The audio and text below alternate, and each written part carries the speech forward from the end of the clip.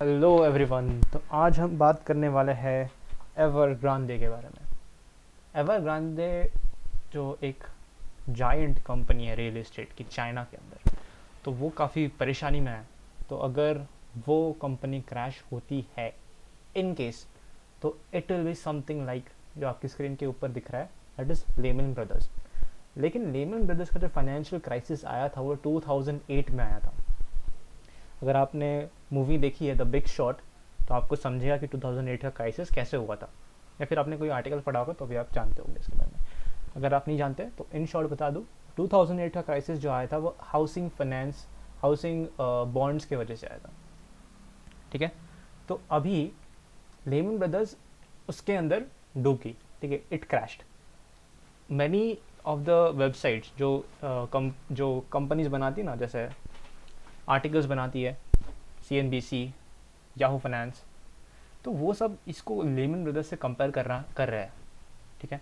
इसका मतलब ये है कि ये जो कंपनी का साइज़ है, आप समझ सकते हैं लेमन ब्रदर्स जितना है। आप लेमन ब्रदर्स को देखोगे तो 26,000 people were involve in Lehman Brothers.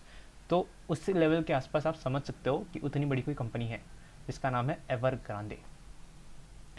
Ever Grande के अंदर एक सबसे ज़्यादा ज़रूरी चीज़ है, वो ये paragraph: Evergrande stock will continue to fall because there is not a solution that appears to be helping the company to ease its liquidity stress.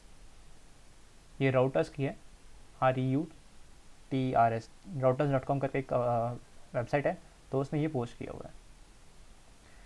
तो इसके हिसाब से जब तक इसका रिस्ट्रक्चरिंग या फिर कोई अच्छी न्यूज़ नहीं आती फाइनेंशियली स्टेबल होने के लिए, कुछ स्टेप्स नहीं लेती जब तक कंपनी, तब तक इसकी हालत ख़राब रहने वाली है। तो ये काफ़ी बड़ी चीज़ बोल दिया यार। ये उसका चार्ट है, लोड नहीं हो रहा है। ठीक है, बट अभी लास्ट सेशन में इसमें कहा है कि 10% डाउन था। तो उसका एक उसी से जुड़ी हुई कंपनी है, small size company Sinic Holdings, 87% down, trading was suspended. So ये काफ़ी बड़ा क्राइसिस की तरह दिखाई दे रहा है। It is a major major crisis. Okay, तो ये यहाँ पे है एवर ग्रांडे का चार्ट। अब देख लो कि 28-29 से मतलब 90% तो उसकी वैल्यू ख़त्म हो चुकी है। आज भी 10% डाउन था।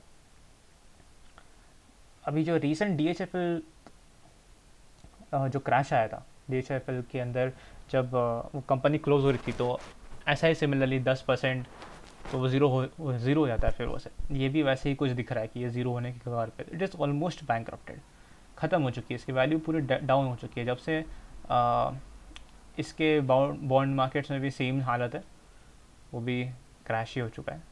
तो उनके 2022 के अंदर काफ़ी बड़ा क्या बोलते हैं,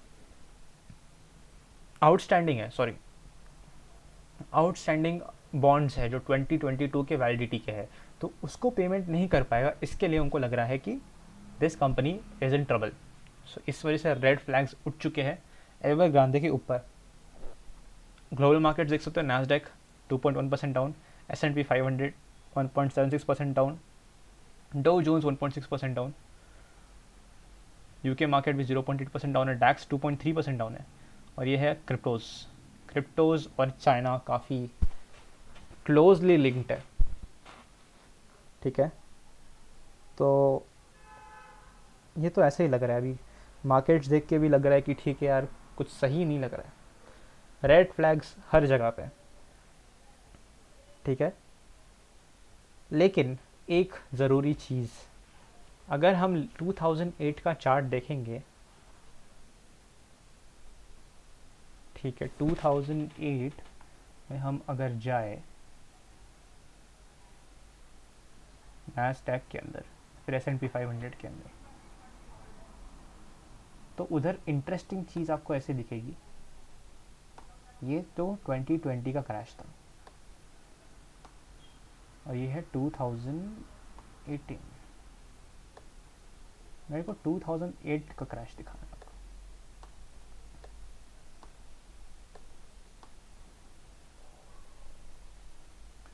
तो ये रहा 2008 का क्राइसिस, डिप, मेजर डिप इस तरीके से हो सकता है, ऐसा लोग एंटिसिपेट कर रहे हैं। लेकिन उस चीज़ उतना आगे जाने के पहले मैं एक चीज़ बता देता हूँ कि ये जो मेजर क्रैश था, इसका वजह लेमन ब्रदर्स नहीं था, इसका वजह एक कंट्री वाइड इकोनॉमिक क्राइसिस के वजह से हुआ था। मतलब ये जो बड़ी मूवमेंट थी, ये लेमन ब्रदर्स ने कॉज नहीं की थी, बल्कि ये कॉज इसका हाउसिंग फाइनेंस, जो हाउसिंग सेक्टर था, उनके बैड डेट्स की वजह से होता। तो वो बबल जब बर्स्ट हुआ, उसके वजह से काफ़ी कंपनीज बैंकरप्ट हुई। तो ये उसका वजह था। अगर आप बोलोगे कि लेमन ब्रदर्स की वजह से कितना कॉज हो सकता है, it can not be told, लेकिन आप इससे कंपेयर नहीं कर सकते। ये तो बहुत बड़ा क्राइसिस था, this was already a national crisis. हो सकता है 30%, हो सकता है 40%, हो सकता है 50%, आई डोंट नो इसको कितना लोग लेंगे, लेकिन ज़रूर this is a very very bad sign. This is not a like place to be bullish. तो यहाँ पे हमको बैरिश होके सोचना चाहिए। तो ये है conclusion of the Evergrande company. तो आपको अभी थोड़ा संभल के रहना है, क्योंकि अभी तो मुझे लगता नहीं कि कोई मार्केट के अंदर रैली बच्ची होगी, एटलीस्ट ये सिचुएशन के बाद। कि अभी रिएक्ट जिस हिसाब से कर रहे हैं ग्लोबल मार्केट्स, उस हिसाब से देख के ये लग रहा है कि थोड़ा सा बचने का अभी टाइम आ चुका है। Okay, stay safe, thank you.